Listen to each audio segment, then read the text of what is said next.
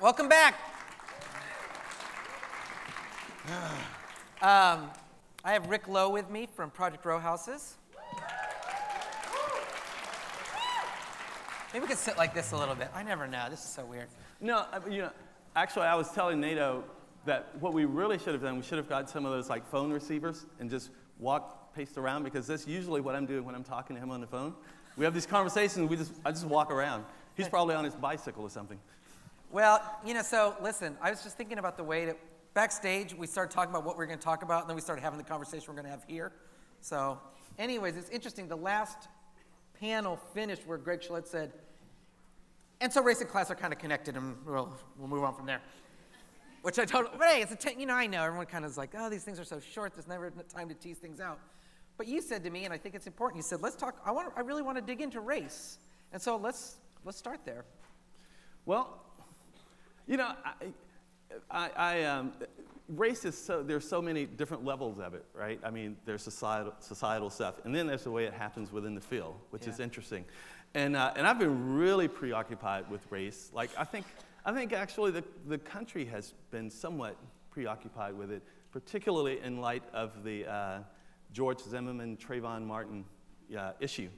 And one of the things that really brought the whole notion of race so clearly in focus for me was that when one of the jurors from the Trayvon Martin trial, the George Zimmerman trial, basically said that case had nothing to do with race. Mm-hmm. Mm-hmm. And it was really interesting that, that people on a jury, which was they were all white, right, or maybe one person of color, that they could sit there and deliberate and not think that race was an issue at all, when everybody, in the black and brown community knew it was absolutely about race.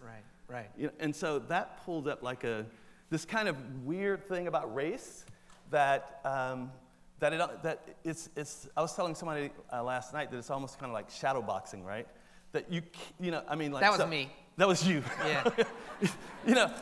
So it's like people of color want to have this conversation about race, and they have it all the time, right? But then when they turn and they try to have it with white people, it's like they can't see them because they're not there. It's not, race doesn't exist. Right.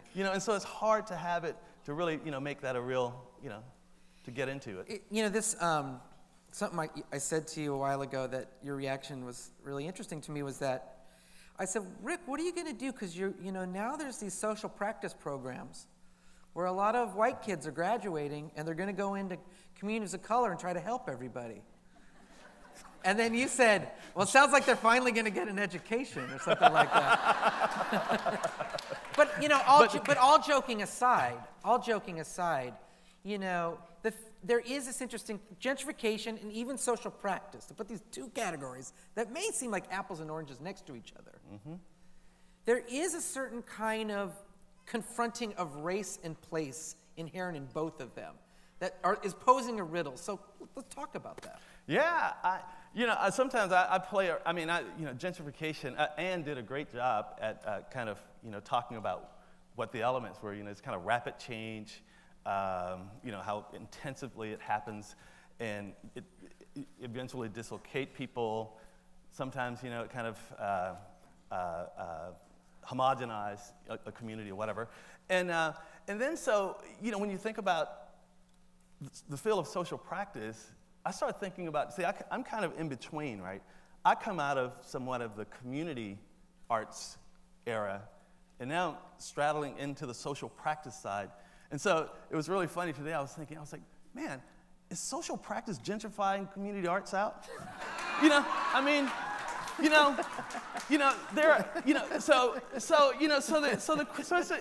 a question, right? There are all these, from the generation that I came from, right? There wasn't programs and all that stuff, right? But people were in communities because they wanted to be there, and they were trying to figure out, they were helping out activists and just kind of being a part of a neighborhood. And then they out of that, a project might come up, right? Sure. And then they start getting access to resources for community-based work. But now, all of a sudden, we've got all of you social practice people out there with credentials.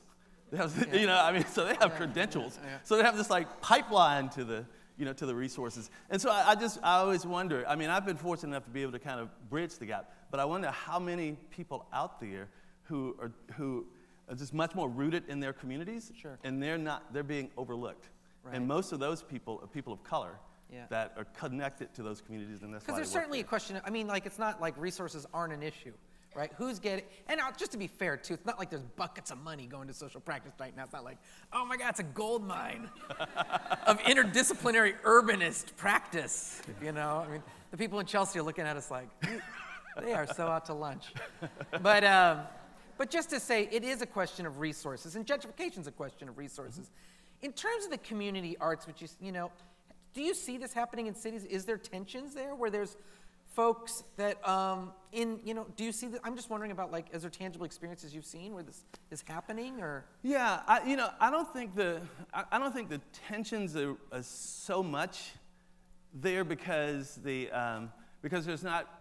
I think the community-based folks aren't really even aware Right. of, they're kind of just sitting back thinking, how do I Access that. access that, right? Right. And then the people that are coming in from the social practice side, they're on that level where they're already in the pipeline, and they don't even, so it's a real divide. Sure. And I think there's a lot of, there should be a lot of connections between them. But, I think of places like, one of the places, and probably not too many people in here even know it, and I like to bring it up whenever I talk, is St. Elmo's Village. Anybody know St. Elmo's Village? Yeah, I mean, St. Elmo's Village has been around since the late 60s, and they started mainly as kind of an artist commune, and then kind of went into the community arts thing, whatever, and people don't talk about them as kind of social practice and sustainable. Sure. I mean, that's like incredible to sustain an effort that long. It's interesting, I live in Philadelphia. What's up, Philly? And Jane Golden in mural arts. I mean, that is like a juggernaut of community arts. Absolutely. I talk to Jane often. She's an interesting kind of figure in the art world, right? Because I think that she, when we get into the notion of social practice, community engaged work, there's the impact and practicality of it, and how does it work on that end. Then there's the aesthetic side, Yeah. And I think Jane focused so much on the impact of the work that she's doing. Yeah. And so by doing that, she's been able to build this huge, I mean, it must be like the largest non-museum kind of institution that's focused on, public art and community-based art in the country, right? But because she focused so hard on the impact, and she didn't talk about the aesthetics and all that stuff, I think she also kind of gets looked over a little bit. Right. But certainly, too, she seems to be kind of, I know she's been really interested in the social practice thing and bringing that in to it. At the same time, too, I think, to be sympathetic to social practice artists a little bit, I think that I think the race question, or I think maybe, are there tools, this sounds really stupid and naive, but maybe when it talks about race, you got to be kind of stupid and naive. Yeah. Are there almost like, what are the tools that I feel like people are grasping for tools, like with gentrification. People are like, it's a race issue, and then they just kind of throw up their hands and are like, I don't know what to do with that, But, are there, like, how do we do cross-race organizing or cross-race community arts meeting social practice in a way that's generative and frank discussion? I mean, what are the tools for that? We talked about that a little bit yesterday in the conversation of curators, Yeah. which I thought was really interesting, and we were talking about partnerships, and I think we hit upon something in that conversation, I think, that can deal with this race issue, right? In that, more and more people that are interested in engaging in communities with social practice, or, whether it's institutions that are doing it, artists that are doing it, there's interest to engage, but the question is, how do you do it? Do you have to have all the equipment yourself to do it? Right. Or could you do it in a way you could leverage the resources that you have to empower someone else to help you do it? Right. I gave the example of Project Row Houses when we started, right? That, we had this opportunity, and we knew the arts part a bit, but we didn't know anything about youth education within a community context, and we didn't know anything about housing and social services and all that stuff. But if I was starting a project now, I would never start it the way I did then, Yeah. because I've learned a bit. And I think the way that it started then was based on this notion of there's a certain amount of control that we wanted because we were trying to be expedient. I mean, we had this idea and people didn't understand it. And so to get people to understand what you're doing, it takes a lot of time, right? So instead of us going out to find a really good partner within the community that was doing social services to do that part, we built it within our own institution, right? So we built a social service component and an education component and a housing part, right? But so now 20 years later, I'm really beginning to kind of see that maybe we should have spent our time using our resources to help empower an existing community organization that is struggling to do social services, but they may not have the resources, but we could bring resources in that would help empower them, then help us achieve our goal, right? Yeah. And that's a way of kind of, really investing in that cultural diversity and the skill sets that people bring, their passion for being in their own communities and that kind of stuff. That's interesting. We learned a bit yesterday, too, because Rashida Bumbray was saying that her husband works in philanthropy and social justice organizations. And then in the social justice world, people retreat a lot. Mm-hmm. That there's these kind of getaways and people get to know each other and you get intense and reflect. In the arts, we don't have as much culture of that for cross-race. For this, I haven't heard of it. The Summit, we try to do that a little. We're trying to build more of that in. Mm-hmm. But there might be more methods for getting to know people as well. Have you seen that work? Or? Oh, man, it's sad to say it, but, the art world, whether it's, in the museums or in the social practice world, it's pretty divided. Yeah. There's just not, look at the audience. Yeah. It's just, there are not a lot of people of color that are accessing it at the level that, where the real conversations are happening. Sure. Let me ask you too. So creative time is the only hope, so we're counting on you. We're counting on you. But these divides in the arts, you go across the world, as you know, and these situations often, with their own kind of geopolitical specificity, are always teasing themselves out. You find that is, what I mean to say is that race plays itself out in a lot of places that are problematic. Mm-hmm. I often find, for whatever reason, maybe it's the historic kind of role that the arts have played within models of scarcity and luxury that have made them historically really positioned against the kind of conditions or within conditions of racism. But I'm interested in I think a lot of people are grappling with these questions quite often. Even in biennials, for example, where exhibitions are produced and then they feel, they have these kind of radical political gestures, but there's a massive gap racially between the people that are being talked about and the people that are coming to it. Mm-hmm. You know what I mean? We see that a lot. Well-intentioned Marxist theorists can't seem to get the people to their radical project to help them. Well, how does creative time, kind of your experience with creative time, addressing that and trying to, so because you work with, you basically do it through the vehicle of artists, right? Yeah. And how do you use your curatorial capacity to actually bring artists in that could help creative time kind of make that leap? We just did a project with Suzanne Lacey. I would give it up for her. She's amazing. Yay, Suzanne. But she really, the project's called Between the Door and the Streets. It was just last week. God bless us or curse us, I don't know. But what was really fascinating about doing that project with her was the skill sets of organizing a multiracial project around gender justice. What was enormously instructive, not only for how to do an artwork, but how an organization could be produced. Mm-hmm. And a lot of the projects we build on now, actually the artist's way of working, because a lot of these projects are more like your work, infrastructural as much as it is an aesthetic gesture. Mm-hmm. But the tool sets are the same as what an artist is doing to way an organization can be formulated. Mm-hmm. So, what she having, also not, just to say one of the things she taught us was, not starting with the idea, but starting getting who was at the table to get to the idea. Mm-hmm. That's a hugely valuable tool that we're learning.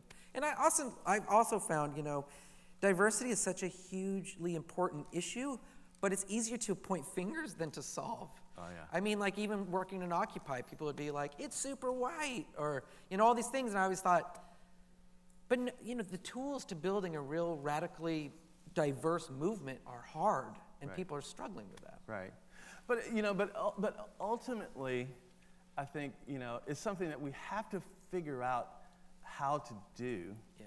Because as Roberto said at his closing remarks, was like to suggest to artists to not, you know, get their education and go out and try to help these poor brown people, right? Yeah, yeah. And, you know, and I think that's the reason that it's so important that we figure it out, because if this work is about anything for me, you know, it's about empowering people. Yeah. You know, it's about empowering the human race, right? To get back to a point where we have the capacity to access our creativity and you know, and shaping the places that we want to be, right? And we can't do that by building people certain kind of physical environments, and we can't do it by also, you know, doing it all for people either. We have to figure out how to empower them, you know. And so, you know, and so then you get into this whole issue where, I mean, maybe can we take that to the placemaking discussion? I mean, you just heard all these things. What is your take? Because it's really fluid, these kind of languages. And it's funny because talking about, Neil Brenner's talk about the kind of tensions of empowerment versus the tension of co-optation. Yeah. I felt it moving through the whole conversation the whole time. Yeah. Where are you in that? Oh, God. Placemaking. Placemaking. You know, as a question of race, too. Yeah. It's, I have a hard time with placemaking because I think, based on what I was just saying before, you know, I think people make the place, you know, and you start with people. To me, that's my approach. And I think a lot of the placemaking conversation ends up being around physical place. And I think, and that's the warning I give the social practice artists, young artists, is that, you know, it's easier to go to the place, the physical place. It's harder to get to the people, right? Yeah. And I think people, and a lot of artists hide behind that, right? They hide behind the fact that, you know, just said something that's going to, I'm making a bumper sticker. It's easier to go to the place than the people. Yeah, it's totally right. Well, yeah, of course it is. You know, I mean, you know, you can, I mean, come on. I mean, I'm getting schooled, fine. That's the point. I mean, you know, you can go out and, you know, and rehab a building and, you know, and do all kinds of stuff. That's the one thing I'm learning over the years with Project Row Houses too. You know, at one point, you know, we were all about this amassing real estate, you know, and land and stuff. And, you know, and we've been able to utilize that for the benefit or the empowerment of people that we've been able to, you know, connect to the properties that we have. But there is like this broader context of a community that we're questioning, you know, how are we empowering them? Right. You know, and so, you know, now we're thinking about this notion of how do we retool Project Row Houses for the next 20 years in a way that may not be so much dealing with real estate, but dealing with, you know, how to really maximize the use of that real estate in empowering people, because that's the, you know, that's the real crux of placemaking. Do you, why am I reducing this to such dumb stuff? Do you have any kind of advice for young social practitioners who may be somewhat like the jurist in the Trayvon case that don't really understand that race exists? Well, yeah.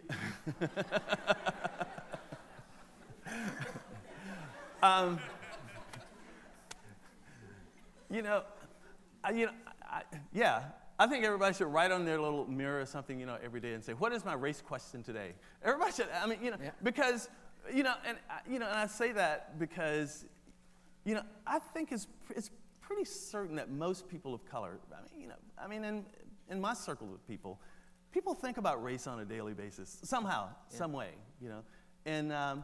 And so engaging in placemaking, and if the place that the work is happening is in a community where there are people of color, then race should be on your mind all the time. Right. It should be on your mind all the time. We got 30 seconds. It's a great way to end. I want to give it up for Rick Lowe. Thank you so much. We just have 30 seconds? Yeah. I thought we had 30 minutes. Are we at 30 minutes? No. I mean, don't we have more time? Do we have more time, Sally?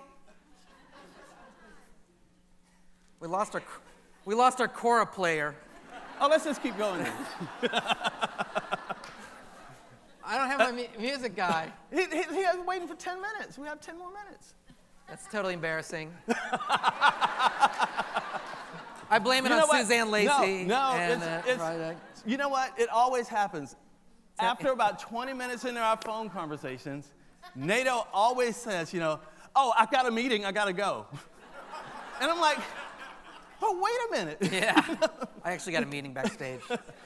Okay, so tell me, because he didn't want me to ask this question, see. So tell me then. No, we really do gotta go. So tell me like, because we're talking about race, you know what I'm saying, how everybody should think about it, So what is your moment of race? Oh, see, he wanted to go. No, I have a few. I mean, I have one where I was a break dancer in Springfield, Oregon. When I was really young, and we were friends with the only black kid in Springfield, Oregon, it felt like. And we had a crew. And, but I got really into breakdancing. I moved to Los Angeles, and it was so funny because this is early 80s, and my mother said, I said, Mom, I really want to move to Compton, because that's where where it's all going down. And she's like, what is this kid, what is he talking about? But anyways, so when I moved, I don't want to go bore you guys with my race moment, but it's a story. But anyways, the only kids that were breakdancers when I moved to the suburbs of Santa Clarita, where Cal Arts is, were the Mexican kids. Right. And so I joined a breakdancing crew with them. But they all made fun of me in Spanish. So it was a deep period of alienation. And so the Mexican kids kind of made fun of me, but I hung out with them. And the white kids made fun of me because I hung out with the Mexican kids. Right. And I was clearly aware of a race situation right there. Right. But then what happened, just fast forward, was those were my close friends. We moved to a different neighborhood, and those kids, all brilliant, awesome kids, all my best friends, and watching our lives and the different directions they head in as we got older, spoke volumes about radical conditions, right, of that privilege that I was access to, that they were not. Right. And I had a real race, for me, that was mine. Right. I mean, and obviously you carry that with you, though, in terms of your motivation for your work and stuff. But so we didn't get a chance we haven't talked yet about the whole notion of impact, and the sustainability of work and all that kind of stuff. And that's been a real big issue for me, because you know the quote, right? I was talking about yesterday, right? That I've kind of come full circle on it. Because when I first started out doing this work, I was like, I don't care if it's art, forget the aesthetics. I mean, whatever. It's about the impact. It's about the impact. I want to make some work that's really having a real impact. That it's real. And then you use that term that you quoted someone else, that you want the work to, what is it? It's Tanya Bruguera. She said, I want it to be the thing, not point at the thing. Yeah. I want an artwork that is the thing, doesn't point at the thing. Yeah. And then, and so then, that's a real interesting thing that I've had to learn. Yeah. That, can I say what I said yesterday? I said, the thing, oh my the God. aesthetics can be the thing inside of the thing. Yeah. Right? The thing points at the thing, but simultaneously is the thing. Right, because at a certain point, So Project Row Houses is a thing. Yes. It is the thing, but it also points at a thing that is itself. That's right. Did anybody understand that? Okay, so for instance, right?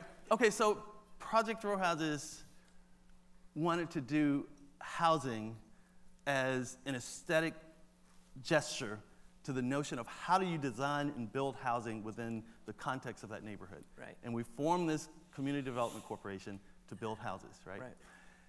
And so the work was the thing, right? Yeah. But then at a certain point we realized that actually the thing is its own self. Housing is its own self, right? And so we got to a point that we realized that we can take the Project Row Houses thing, aesthetic thing, out of the housing, and the housing would just keep going. And that's just fine. Right. It doesn't have to be the thing all the way. Sure. Forever. Let me ask you a question about... You don't like that, do you?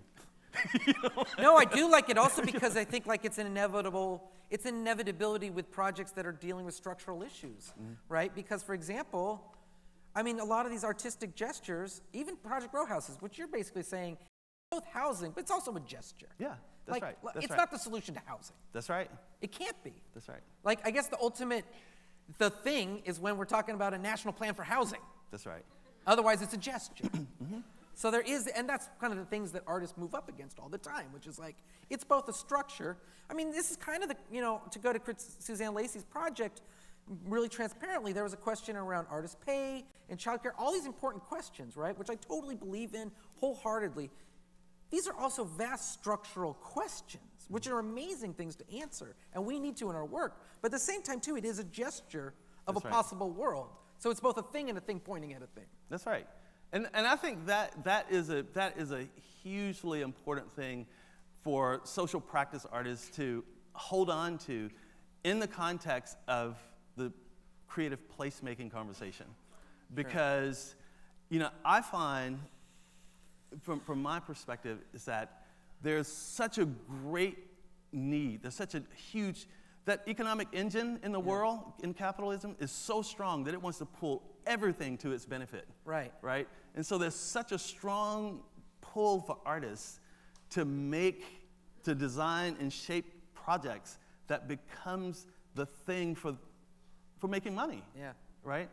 And I think we have to guard that because then you end up potentially missing out and losing some of the special poetic gestures that point at things. Because when you get hooked into that, that level of placemaking that's so economically driven, the scale becomes important, right? Sure. So then all of a sudden, you get criticized because you're only doing, you only have, 80 units of housing, and the problem of housing in your city is tens of thousands, right? And, but the scale of an art project doesn't necessarily have to be to solve all the, to solve the issue of housing. Do you think, it's just interesting too, what I really like about this word gentrification is because it's super annoying. Because like everyone, just to say it makes people really like, I've been in enough political meetings where it also breaks into race accusations. Like, you're the gentrifier, Rick Lowe. Right? Like, and then, or Nato, you're the gentrifier. But, you know what I mean? We feel this, and I've seen it really, but it's also really destructive at the same time. I mean, finger pointing can be very destructive. But sometimes it's also built on the fact of, like, people being very, I think, blind to race questions. And not only in the way they talk about things, but the way they organize stuff. I mean, I see this all the time, but it's also hard to do. That's right. Right. Yeah. And I would say the number one, I know, John Fetterman just, he was just saying that he didn't think necessarily that race was the issue, and I completely agree that the real issue and the big issue is class, right? Yeah. I mean, that's the big issue, but to get at class is really tough. You know what? I should see if I could read this thing. I'll show you this thing that that actually. I'm like. I hope it's really accessible on that phone. It's really accessible. It's in here somewhere. No, it's really accessible. Can you hold on? Here, I'll let you read it though, because it was a thing I sent you on. No, I didn't send you that. Oh no, yeah, right. So this is a quote by Lyndon Johnson. Or did I give it away? Go ahead. No, that's good. It says, if you can convince the lowest white man he's better than the best colored man, he won't notice you're picking his pocket. Hell, give him someone to look down on, and he'll empty his pockets for you. Yeah, that's the crux of kind of race in America right now. And until, so we've talked. The issue of race has been dealt with as a problem for black people, brown people, people of color. But I think the 21st century is going to turn the table, and it has to turn the table, that the question of race is not a question for people of color, it's a question for white people. Okay, now we can leave. Thank you.